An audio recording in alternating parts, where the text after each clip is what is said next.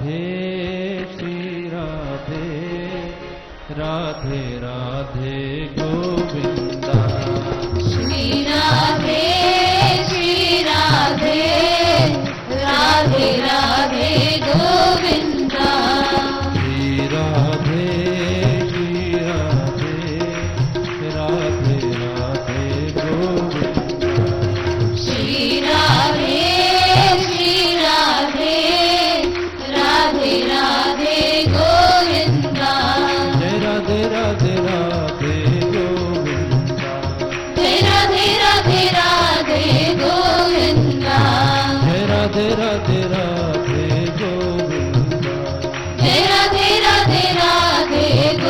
गोविंदा। जय राधे राधे राधे गोविंदा। श्री राधे श्री राधे, राधे राधे गोविंदा। श्री राधे श्री राधे, राधे राधे गोविंदा। श्री राधे श्री राधे, राधे राधे गोविंदा। श्री राधे श्री राधे, राधे राधे गोविंदा। जय राधे राधे राधे गोविंदा। जय राधे राधे राधे गोविंदा। प्यारे राधे राधे राधे गोविंदा। प्यारी राधे राधे राधे गोविंदा।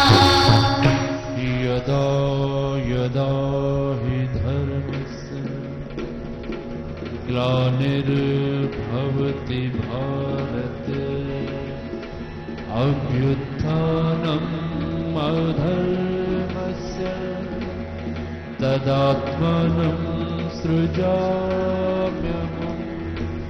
परित्राणाय साधूनां विनाशाय च दुष्कृतां, धर्म संस्थापनार्थाय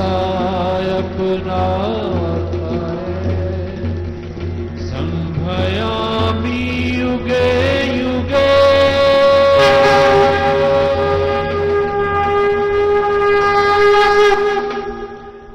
जय श्री कृष्ण। श्रीमद् भगवद गीता में प्रश्न नंबर है 198, छठा अध्याय, श्लोक नंबर है 18। 198 प्रश्न नंबर, छठा अध्याय, श्लोक नंबर 18। अति उत्तम प्रसंग है, बहुत ध्यान से पढ़ना है, समझना है। प्रभु कहते हैं कि अभ्यास करते हुए जब भली भांति भजीभूत चित्त अपने स्वरूप में ठहर जाता है, सब कामनाओं से तृष्णा रहित हो जाता है, तब वह जन योग युक्त ऐसा कहा जाता है। अभ्यास है, ये धीरे धीरे अभ्यास से मन कंट्रोल में, संयम में आवेगा, वश में आवेगा। कोई कहे कि मन बेकाबू रहता है, मन को कंट्रोल करना मुश्किल है, आगे बढ़ना आवेगा। कठिन जरूर है मगर असंभव नहीं है। अभ्यास जैसे कर रहे हैं, पीछे से आज अच्छे हैं और अभ्यास चलता जाएगा, आज से कल अच्छे हो जाएंगे। आज वह वृत्तियां हमें विचलित नहीं करती हैं जो पहले करती थी, और आज जो विचलित करती हैं, धीरे धीरे अभ्यास अगर हमारा चलता रहेगा, सत्संग मिलता रहेगा, ये भी वृत्तियां हमें विचलित करनी बंद कर देंगे। उसकी अवस्था की उपमा देते हुए महाराज ने कहा, अपने आत्मा का परमात्मा के साथ मिलाप करने का यत्न करने वाले स्थिर चित्त योगी की स्थिर अवस्था की वह उपमा कही गई है, जैसे बाजू रहे स्थान में रखा हुआ दीपक नहीं हिलता है, जैसे बाजू रहे स्थान में रखा हुआ दीपक की ज्योति अकंप होती है, और ऐसे ही उस योगी की मनोवृत्ति अचल हुआ करती है। जिसके मन में जो मंग है कि मैंने कुछ बनना है, मैंने कुछ करना है, मैंने उस ज्योति से मिलना है जो परम ज्योति है, परमेश्वर है, मैंने ब्रह्म धाम को जाना है, मुक्ति को प्राप्त करना है, वह अपने आप को साधने लग जाता है, साधना करता है, यत्न करता है, प्रयत्न करता है, अभ्यास करता करता अपनी मंजिल तक पहुंचता है। ऐसी जब उसकी स्थिति हो जाती है अभ्यास करते करते, जैसे ज्योति बाजू रहित स्थान पर रखे जाने पर अकंप है। जैसे ये चिमनी अब देखती हो लगी हुई है और ज्योत है। ज्योत है, चिमनी के कारण टिमटिमाती नहीं है, प्रकाश दे रही है, डोल है। यही चिमनी उठा दे, हवा का झोंका आवेगा, ये टिमटिमाने लग जाएगी। इसी प्रकार जब अभ्यास से व्यक्ति अपने चित्त को वश में कर लेता है और चारों ओर पहरा लगाता है अपने ज्ञान और विवेक का, अपने मन को फिसलने नहीं देता है, जो अपने ज्ञान से, अपने विवेक से ये चिमनी बाढ़ लगा के रखता है ज्ञान और विवेक की, फिर मन फिसलता नहीं है, वे चित्तवृत्ति अडोल हो जाती है। मगर जो विषय वासनों में घिरा हुआ है, जो अपनी इंद्रियों को कंट्रोल में नहीं रखता है, जो बहुमुखी है, उधर भी स्वाद ले दिया, उधर भी रस ले दिया, इधर भी गए उधर भी गए, जो भटकता रह गया, उसकी चित्तवृत्ति चंचल रहेगी। तो इसलिए ये जानना है कि अपनी चित्तवृत्ति को कंट्रोल में लगाना है, लेकर के आना है अभ्यास से, ज्ञान और विवेक से। ये आवेगी, धीरे धीरे आ रही है। अब वह वृत्ति हमें विचलित नहीं करती जो युवावस्था में करती थी, जवानी में करती थी। आज कोई कहेगा ये लो टिकट ले लो, मौज मस्ती कराओ, हम क्या कहेंगे? सिनेमा देखने क्या जाना, 3 घंटे बर्बाद करने हैं, कैद में बैठना है। जो कहेगा घूम फिराओ, वो कहेगा मैंने समय बर्बाद करना है। मगर वह पहले चित्तवृत्ति हमें विचलित करती थी, भागने को मजबूर करती थी, इधर भटकने को मजबूर करती थी। अब जैसे जैसे सत्संगति मिल रही है, जैसे जैसे ज्ञान बढ़ रहा है और जैसे जैसे अभ्यास हो रहा है, वह वृत्तियां हमें अब विचलित नहीं कर रही हैं, चंचल नहीं कर रही हैं। इसलिए अभ्यास करते रहना है। जिस अभ्यास करते हुए कभी कभी आउट ऑफ कंट्रोल भी होता है व्यक्ति, मन विचलित भी होता है। अब कैसे आगे जाना? जिस ध्यान अभ्यास में योग साधन रुका हुआ, साधन द्वारा रुका हुआ चित्त संकल्प विकल्प से हट जाता है, जिस समता समाधि में आत्मा ही से आत्मा को देखता है, हुआ योगी प्रसन्न होता है। जिस अवस्था में इंद्रियों के सुखों से ऊपर केवल बुद्धि से अनुभव करने योग्य जो परम सुख है, उसको वह योगी जानता है। और जिस अवस्था में स्थिर होकर वह ये वास्तव में चलायमान ही नहीं होता, और जिस सुख को पाकर उससे अधिक दूसरा कोई भी लाभ ये नहीं समझता, और जिसमें रहता हुआ वह बड़े भारे दुख से भी डामाडोल नहीं किया जा सकता, उस दुख के संजोग से रहित स्थिति को मनुष्य योग नामक स्थिति जाने। ये योग निश्चय के साथ उत्साह युक्त चित्त से साधन करना चाहिए। परमेश्वर का उपासक संकल्पों से उत्पन्न होने वाली सब कामनाओं को सर्वदा त्याग कर और इंद्रियों के समूह को सब ओर से मन से ही भली प्रकार वश करके धीरे धीरे धैर्य युक्त बुद्धि द्वारा विचार स्फुरण से हट जाए और प्रत्याहार करे। तत्पश्चात मन को आत्मा में स्थिर करके कुछ भी ना सोचे, मन को निर्विषय बना ले।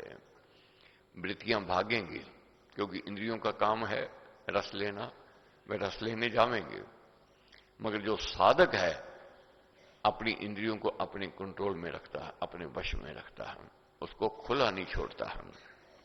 ऊपर कही विधि इस प्रकार करनी उचित है कि जहां जहां से चंचल और अस्थिर मन भाग निकलता है, वहां वहां से रोककर इसको आत्मा में वश में ले आवे। इस प्रकार मनोवृत्ति वशीभूत हो जाती है।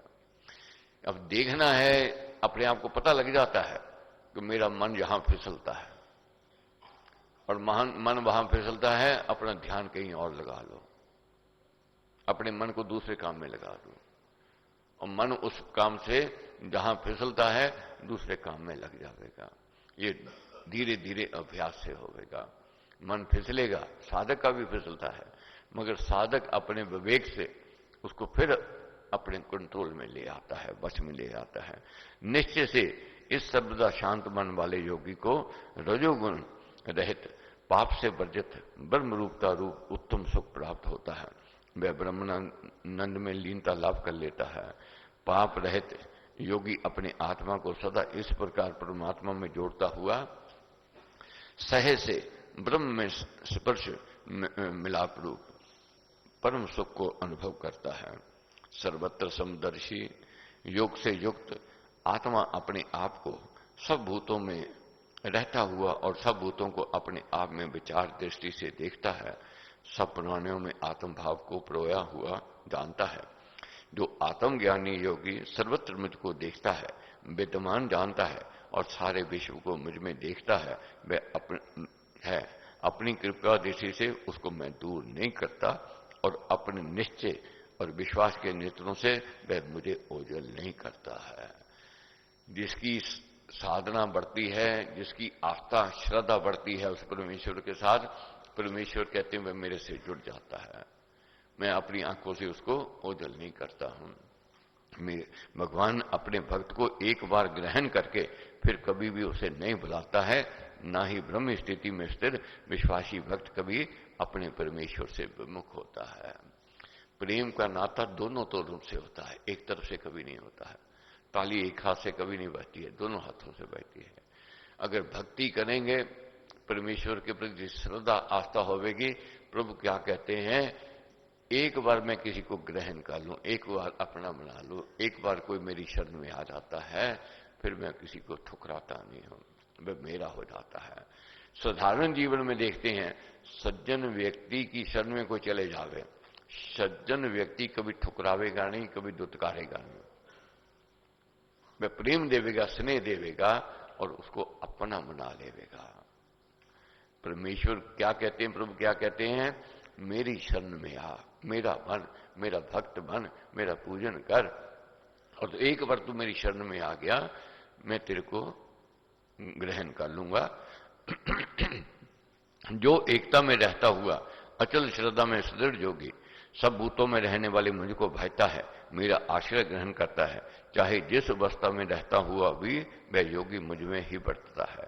अपने सभी कर्तव्य कर्म करता हुआ वह मुझको ही विचरता है। हे अर्जुन, जो भगवत भक्त सर्वत्र सब प्राणियों में सुख को अथवा दुख को अपने आत्मा में सुख दुख में समझता है, जो अपने समान दूसरों के दुख नाश का और सुख सिद्धि का प्रयत्न करता है, वह परम योगी माना गया है। अब प्रश्न करेंगे अर्जुन, थोड़ी ध्वनि उठाते हैं। मन की चंचलता के कारण अर्जुन कहते हैं मन टिकता नहीं, मन रुकता नहीं, मन को कंट्रोल करना कठिन है, जैसे बाजू को कंट्रोल करना कठिन है, तो कैसे समझाते हैं? गोविंद मेरो है, गोपाल मेरो है, गोविंद मेरो है, गोपाल मेरो है, गोविंद मेरो है, गोपाल मेरो है, गोविंद मेरो है, गोपाल मेरो है, श्री राधा गोविंद नंदलाल मेरो है, श्री राधा गोविंद नंदलाल मेरो है, श्री राधा गोविंद नंदलाल मेरो है, श्री राधा गोविंद नंदलाल मेरो है, गोविंद मेरो है, गोपाल मेरो है, गोविंद मेरो है, गोपाल मेरो है, गोविंद मेरो है, गोपाल मेरो है, गोविंद मेरो है, गोपाल मेरो है, श्री राधा गोविंद नंदलाल मेरो है, श्री राधा गोविंद नंदलाल मेरो है, श्री राधा गोविंद नंदलाल मेरो है, श्री राधा गोविंद नंदलाल मेरो है,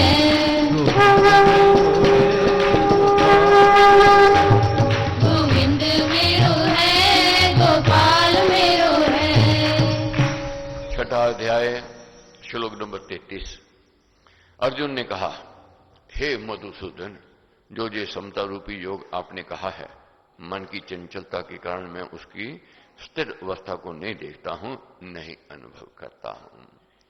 प्रभु ने जो समता रूपी योग समझाया, अर्जुन कहते हैं मन की चंचलता के कारण मैं नहीं समझ पाया।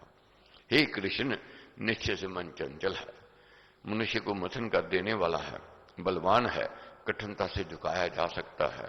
बाजू को वश करना जैसे कठिन है, ऐसे ही उस मन का वश करना मैं दुष्कर मानता हूं।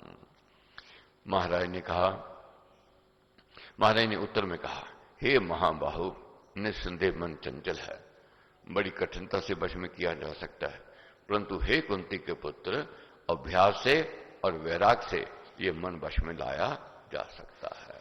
दो तरीके हैं मन को कंट्रोल में करने के, एक अभ्यास, दूसरा वैराग, ये मन कंट्रोल में आता है। जब ध्यान आदि को बार बार नित्य निरंतर करने रहना, ये अभ्यास है। जप, ध्यान आदि ग्रंथों का अध्ययन करना, स्वाध्याय करना, संतों की शरण में जाना, ये अभ्यास में आते हैं।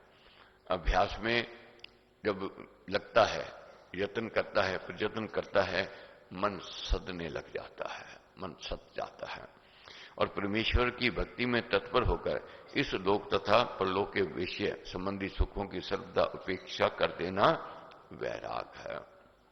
वैराग किसको कहते हैं? इस लोक तथा परलोक के विषय संबंधी सुखों की सर्वदा उपेक्षा कर देना। आज हम क्या है, कर्म किस पर आधारित होकर करते हैं? सुख मिले, चाहना लेकर, कामना, मनोरथ लेकर के करते हैं। जिस दिन ये भाव खत्म हो जाएगा, अपनी केवल ड्यूटी समझने लग जाएंगे, वैराग आना शुरू हो गया। अब धीरे धीरे देखो, उम्र जैसे जैसे बढ़ती है, जैसे वैसे अभ्यास बढ़ता है, वैसे वैसे वैराग भी आता है। पहले व्यक्ति संग्रह करता है, ये भी मिल जाए, ये भी मिल जाए, ये भी मेरा हो जाए, फिर धीरे धीरे बांटना आरंभ करता है। ये बच्चों को दे दो, ये पोतरों को दे दो, पोतरियों को दे दो, दोतरों को दे दो, दोतरियों को दे दो, भाइयों को दे दो, फिर धीरे धीरे वैराग की ओर जाता है। फिर समाज में जाता है, फिर जब ज्यादा वैराग कि ठीक है, मेरे पास मालिक ने दिया, अब मैं बांटूं, समाज को दूं, मेरी ड्यूटी है, मेरा कर्तव्य है, मेरा धर्म है, ये वैराग आता है। प्रभु क्या कहते हैं? इस लोक तथा परलोक के विषय संबंधी सुखों की सर्वदा अपेक्षा कर देना वैराग है। सर्व कर्म परमेश्वर अर्पण करना भी वैराग्य है। इन दोनों साधनों से मन वश में किया जाता है। मेरा ऐसा मत है कि असंयमी मनुष्य से समबुद्धि रूप योग प्राप्त करना कठिन है। जो संयम में नहीं रहता है, उसका योग कभी सिद्ध नहीं हो सकता है। परंतु जिसका आत्मा वश में है और जो अभ्यासवान है, यत्नशील है, वह उपाय से योग प्राप्त कर सकता है। अब देखो, जैसे समझ आ रही है, नहीं आ रही है, मन में बात बैठ रही है या नहीं बैठ रही है, फिर भी हम अभ्यास कर रहे हैं। कठिन विषय होते हुए बार बार पढ़ते हैं, इसलिए कभी ना कभी सफलता मिलेगी और मिल भी रही है और मिलेगी भी। अर्जुन ने फिर प्रश्न कर दिया। अर्जुन ने पूछा, हे कृष्ण, जो मनुष्य यत्नशील नहीं है, योग में चलायमान वाला है। ये अर्जुन का प्रश्न नहीं, हम सबका प्रश्न है, ये देख लेना। हम सबका मन चलायमान है, चंचलता से भरा हुआ है। साधना भी कर रहे हैं, तप तपस्या भी कर रहे हैं, मगर फिर फिसल जाते हैं। कोई ऐसी स्थिति तो नहीं है कि ना इधर करे ना उधर करे, भटक तो नहीं जाएंगे। जानना है, जो मनुष्य यत्नशील नहीं है, योग में चलायमान वाला है, ध्यान में स्थिर मन है, परंतु है श्रद्धालु, वह योग में सम्यक प्रकार सफलता नाम प्राप्त करके मरने के अनंतर किस गति को जाता है। मन चंचल है, मगर एक गुण है, श्रद्धा है, श्रद्धालु है। जो हम यहां आए हैं कि ये श्रद्धा हमें लेकर के आई है। श्रद्धा है तो हम यहां आए हैं। और श्रद्धालु की क्या स्थिति है, जाना। हे विशाल बुद्ध, वह योग में स्थिर श्रद्धालु जन ब्रह्म के मार्ग में अति मूढ़ भूला हुआ क्या छिन्न बिन बादल की भांति दोनों लोगों से भ्रष्ट होकर नष्ट नहीं हो जाता? योग ना सिद्ध होने पर क्या उसके ये लोक और परलोक दोनों नहीं बिगड़ जाते? हे कृष्ण, इस मेरे संशय को आप सर्वदा छेदन करने योग्य हैं, क्योंकि आपसे भिन्न दूसरा कोई भी इस संशय का छेदन करने वाला नहीं मिलता है। कुछ लोग कहते हैं कि साधना करो, आगे परलोक सुधरेगा, लोक सुधरेगा। कुछ लोग कहते हैं, किसने परलोक देखा, केवल लोक ही लोक है, खाओ पियो मौज मस्ती करो, मानव तन दिया है मालिक ने, इसीलिए दिया है, खाने पीने के लिए, मस्ती करने के लिए दिया है, उनकी सोच ऐसी है। मगर संत महापुरुष हमें कहते हैं नहीं, त्याग करो, बलिदान करो, तपस्या करो, साधना करो, इससे लोक और परलोक दोनों सुधर जाएंगे। संतों की बात सुनते हैं, कुछ दिन व्रत नियम निभता है, कुछ दिन साधना चलती है, फिर मन फिसल जाता है, फिर वही के वही हो जाते हैं। तो अर्जुन पूछते हैं कि ऐसे व्यक्तियों की क्या स्थिति है? क्या ऐसा तो नहीं ना इधर कह रहे ना उधर कह रहे, बादल आए और बिना बरसे चले गए, हवा का झोंका आया, बादलों को लेकर के चले गया, बादल छिन्न भिन्न हो गए। तो ऐसा तो नहीं है भक्त ना इधर का रहा ना उधर का रहा। उत्तर में भगवान क्या कहते हैं? उत्तर में भगवान ने कहा, हे पार्थ, ऐसे श्रद्धावान मनुष्य का विनाश ना इस लोक में और ना परलोक में। ये शब्द भगवान श्री कृष्ण के हैं, ये समझ लेना। ना विनाश इस लोक में न परलोक में, विनाश नहीं हो सकता है भक्तों का। हे प्यारे, पुण्य कर्म करने वाला कोई भी मनुष्य दुष्ट गति को, शुभ जन्म को नहीं पाया करता। पुण्य कर्म कभी व्यर्थ नहीं जाते हैं, पुण्य कर्मों का लाभ फल मिलेगा ही मिलेगा, इसका फल मीठा है। मैं श्रद्धावान योग भ्रष्ट पुण्य कर्मियों के लोगों को पाकर और वहां अनगिनत वर्षों तक रहकर फिर पवित्र और श्रीमानों में ग्रह में जन्म देता है। अगर ऐसी स्थिति हो जाए, योग सिद्ध नहीं हुआ मन की चंचलता के कारण, मगर श्रद्धालु है, यत्न प्रयत्न कर रहा है, उधर मौत आ गई, प्रभु क्या कहते हैं, मैं उसको फिर सुअवसर देता हूं, फिर मानव तन उसको मैं देता हूं और उनको अच्छे परिवारों में जन्म देता हूं। ये आज जो हमें कोई अच्छे परिवार कुल मिले हुए हैं, ये हमारे पूर्व जन्म की कमाई है। जहां धन की अन्न की कमी नहीं है, जहां विवेक है, जहां ज्ञान है, जहां सद्बुद्धि है, जहां सजगता है, वह पुण्य कर्मों से मिलती है। अच्छा देश, अच्छा प्रांत, अच्छा शहर, अच्छा कुटुंब, अच्छा परिवार, अच्छे साथी, ये भी भाग्य से मिलते हैं। भाग्य विपरीत होवे तो अच्छे साथी नहीं मिलेंगे, अच्छे सहयोगी नहीं मिलेंगे, अच्छे मित्र नहीं मिलेंगे, ये भाग्य से मिलते हैं। तो क्या कहते हैं प्रभु? कहते हैं अगर मन चलायमान है, उसका योग सिद्ध नहीं हुआ, उसको फिर मैं श्रीमानों के ग्रह में जन्म देता हूं, अथवा बुद्धिमान योगियों के कुल में ही जन्म धारण करता है। और जो इस प्रकार का जन्म है, बुद्धिमंत योगियों के घर में अवतरण होना, निश्चय से ये जन्म संसार में मिलना बहुत ही दुर्लभ है। बुद्धिमान के घर में जन्म मिलना ये दुर्लभ कहा गया है, इसलिए भाग्य की सराहना करनी है। अच्छे कुल, अच्छे वंश में मिला है। और आगे क्या है विस्तार से समझाया है। निश्चय से ये जन्म संसार में मिलना बहुत ही दुर्लभ है।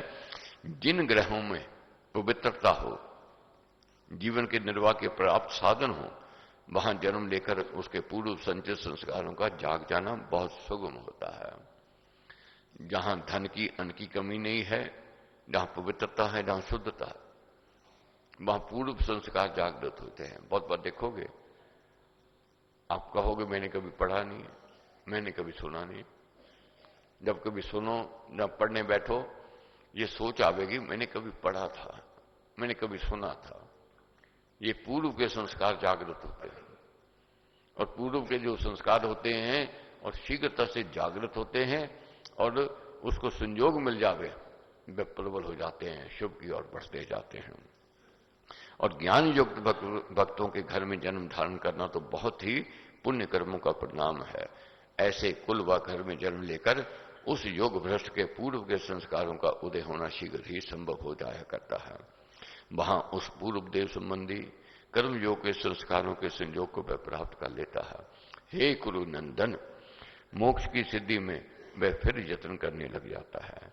उसी पहले योग अभ्यास से पूर्व के संस्कारों के प्रभाव से विविश होकर खींचा जाता है। तब योग का वह जिज्ञासु शब्द ब्रह्म से भी आगे निकल जाता है।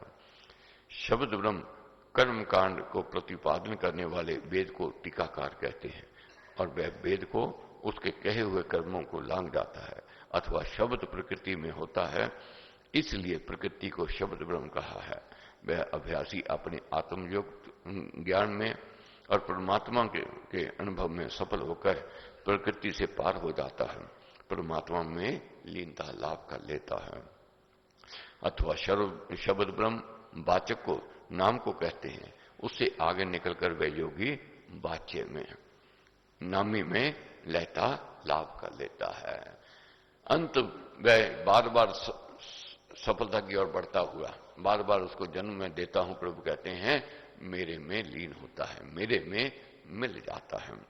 सर्वदा पाप रहे योगी बड़े यत्न से प्रसाद से अभ्यास करता हुआ भी अनेक जन्मों में सफल होकर तब परम गति को प्राप्त कर लिया करता है। कर्म योग और भक्ति धर्म का आराधन करने वाला मनुष्य पाप रहित होकर अनेक जन्मों के पश्चात भी अवश्य ब्रह्म धाम को प्राप्त कर लेता है। उसका नाश कदापि नहीं होता।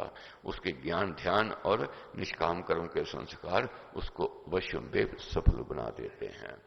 जैसे देखो जीवन में, दैनिक जीवन में अपने देखो, 3 लड़के हैं एक पिता के, 5-5 लाख दिया, जाओ व्यापार करो। एक को 5 लाख मिला, उसने शराब पी, जुआ खेला, 5 के 5 बर्बाद कर दिए। दूसरे को 5 मिले, 5 के उसने 15 बना लिए। तीसरे को 5 मिले, बहुत यत्न किया, प्रयत्न किया, कोशिश की, जुआ नहीं खेला, शराब नहीं पी, मगर फिर भी घाटा हो गया। अब तीनों की स्थिति क्या है? जिसके 5 के 5 बर्बाद हो गए जुए में, वह पिता के पास आता है, वह आदर सम्मान नहीं पाता है। पिता से फिर पैसे मांगता है, पिता कभी नहीं देगा कि मेरे 5 बर्बाद कर दिया तूने।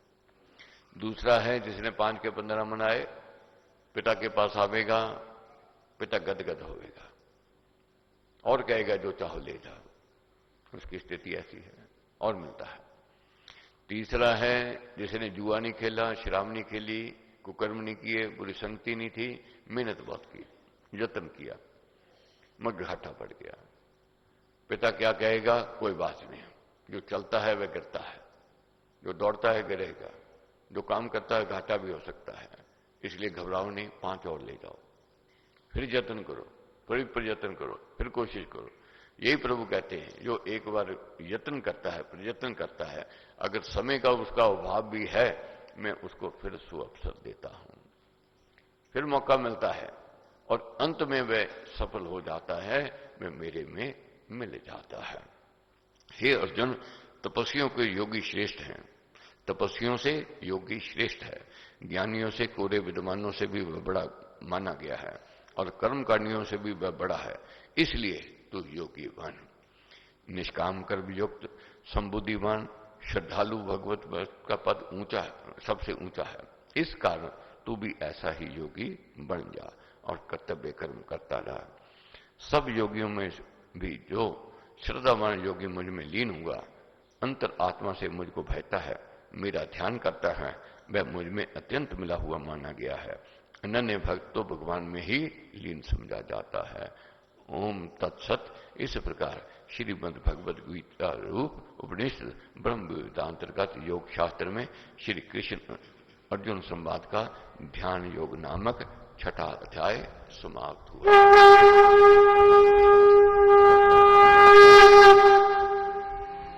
श्री कृष्ण गोविंद हरे मुरारी, हे नाथ नारायण वासुदेव। श्री कृष्ण गोविंद हरे मुरारी, हे नाथ नारायण वासुदेवा। कृष्ण गोविंद हरे मुरारी, हे नाथ नारायण वासुदेव। श्री कृष्ण गोविंद हरे मुरारी, हे नाथ नारायण वासुदेवा। हे नाथ नारायण वासुदेवा।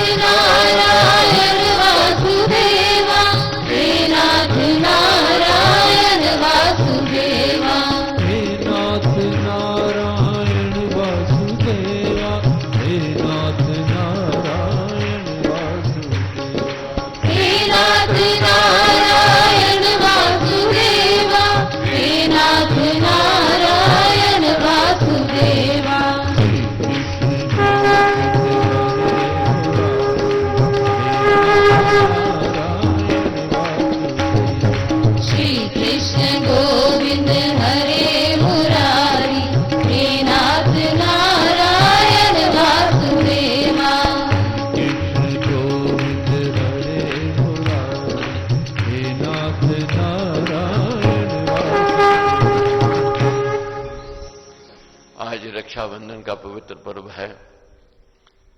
भाई और बहन का ये पवित्र नाता, संबंध, प्रेम और स्नेह का ये बंधन है।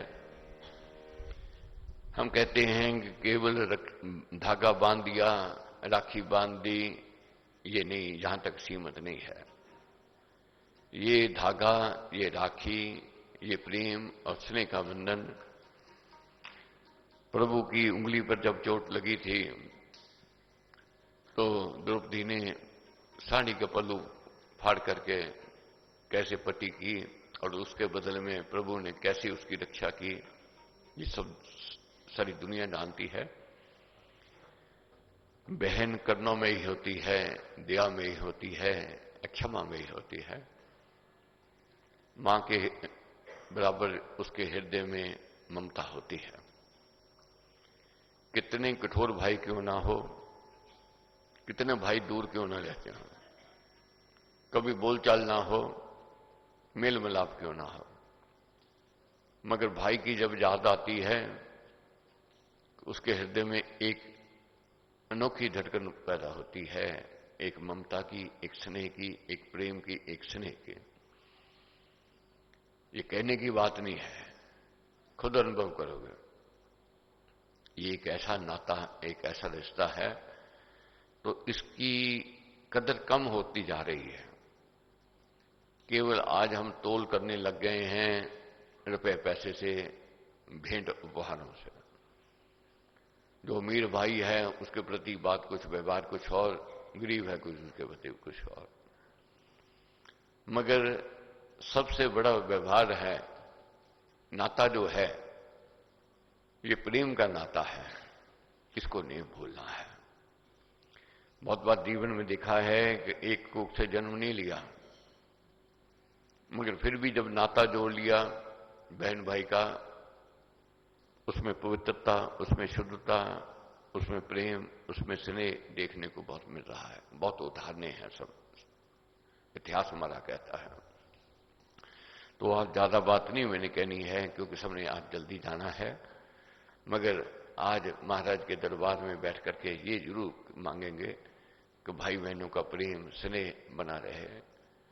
आज लड़कियों की कदर कम होती जा रही है, मगर वह फिर बाद में पछताते हैं।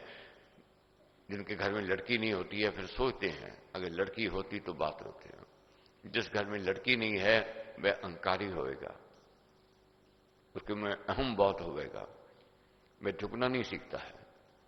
जिस घर में लड़की होती है उसमें विनीतता, उदारता, नम्रता होती है। और नाता रिश्ता, उसकी कदर कौन जानता है?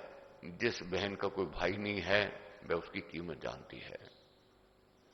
जीवन भर आंखों में आंसू भर लेकर के आती है कि मेरा काश मेरा कोई भाई होता। इसी प्रकार भाई है, जीवन भर सोचता रहता है काश मेरी कोई बहन होती। ये वह कीमत जानता है जिसके जहां कोई अभाव है। मगर आज यही प्रार्थना है कि घर घर में किसी प्रकार का कोई अभाव ना हो, प्रेम, संगठन, एकता, विश्वास और भरोसा हो। तो रक्षाबंधन के साथ साथ मालक के चरणों का ध्यान करते हुए, गुरु महाराज के चरणों का ध्यान करते हुए हमने कहना है, हम आपके आश्रित हैं, आपने हमारी रक्षा करनी है। भटक जाते हैं, फिसल जाते हैं, मगर आपने भटकने नहीं देना, आपने फिसलने नहीं देना, सही दिशा, सही पथ की ओर ले जाना है। जैसे कहा है कि युग युग का है राम सहेला, राम भक्त नहीं रहे अकेला। ये प्रभु ऐसा ही आपने करना है।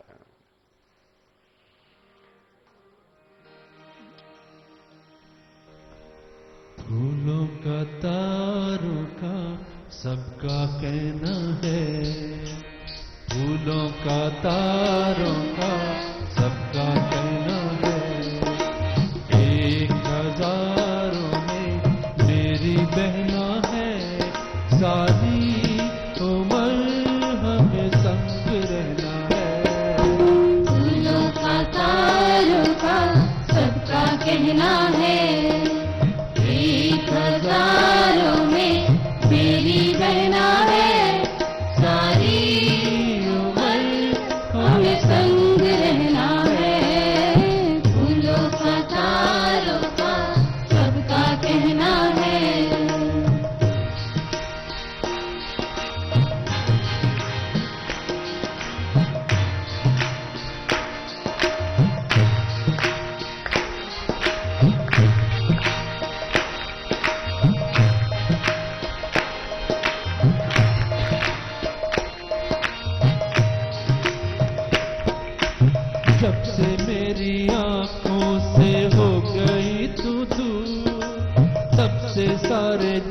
जीवन के सपने हैं चूर, जब से मेरी आंखों से हो गई तू दूर, तब से सारे जीवन के सपने हैं चूर। आंखों में नींद ना, मन में चैन है, एक हजारों में मेरी बहना है, सारी उम्र हमें संग रहना है। फूलों का तारों का सबका कहना है।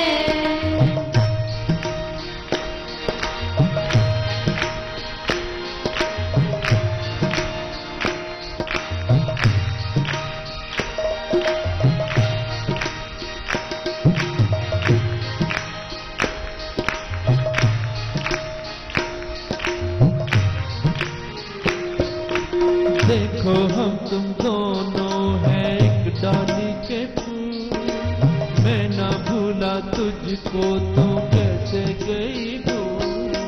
देखो हम तुम दोनों हैं एक डाली के फूल, मैं ना भूला तुझको तो कैसे गई भूल।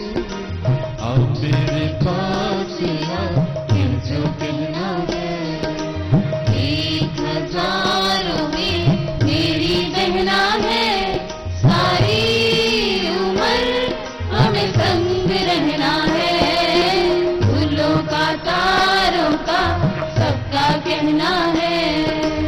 एक हजारों में मेरी बहना है, सारी उम्र हमें संग रहना है। फूलों का तारों का सबका कहना है। फूलों का तारों का सबका कहना है। राखी का पवित्र पर्व है, सबके लिए शुभ हो और मंगलमय हो। पूनम है, जैसे पूनम की प्रकाश, चमक और ठंडक, उसी प्रकार ये सब घर में प्रकाश, ठंडक और चमक आवे, खुशहाली और प्रसन्नता आवे, न धन की न की कमी होवे और संतों का संग और सत्संग मिलता रहे, यही कामना है, यही प्रार्थना है।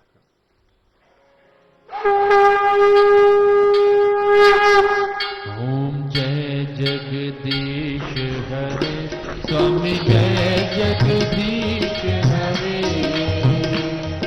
भक्त जनों के संकट काट जनों के अवगुण क्षण में दूर करे।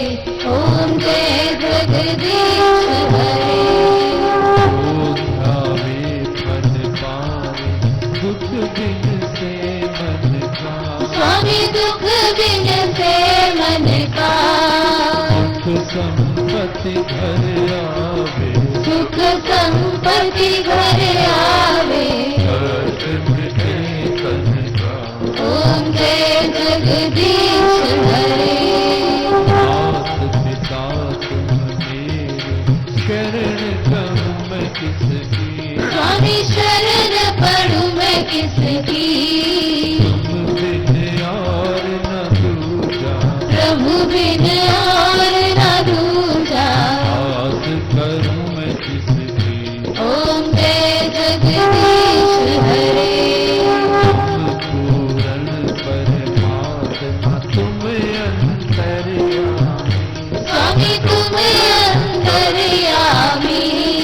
पार ब्रह्म परमेश्वर, पार ब्रह्म परमेश्वर। तुम सबके स्वामी, ओम जय जगदीश हरे। तुम करुणा के सागर,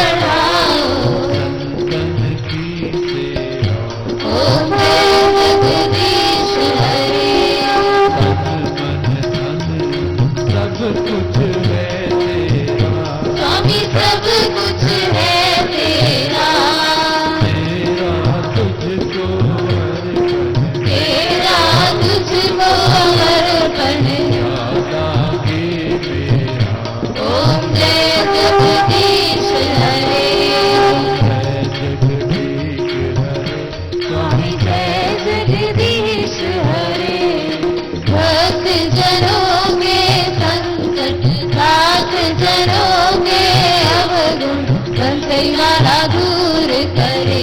ओम जय जगदीश हरे, ओम जय जगदीश हरे, ओम जय जगदीश हरे। सब बहनों के चरणों का ध्यान करते हुए मेरा नमन है, प्रणाम है, सबकी राखी स्वीकार है। और सबसे मैं मिलूंगा भी बाद में, 112 नंबर रूम में मिलूंगा आपसे। अब 7 बार सर्वशक्ति मते परमात्मा ने कह करके अपने अपने स्थानों पर जाना है। सर्वशक्तिमते परमात्मने श्री रामाय नमः। सर्वशक्तिमते परमात्मने श्री रामाय नमः। सर्वशक्तिमते परमात्मने श्री रामाय नमः। सर्वशक्तिमते परमात्मने श्री रामाय नमः। सर्वशक्तिमते परमात्मने श्री रामाय नमः। सर्वशक्तिमते परमात्मने श्री रामाय नमः। सर्वशक्तिमते परमात्मने श्री रामाय नमः।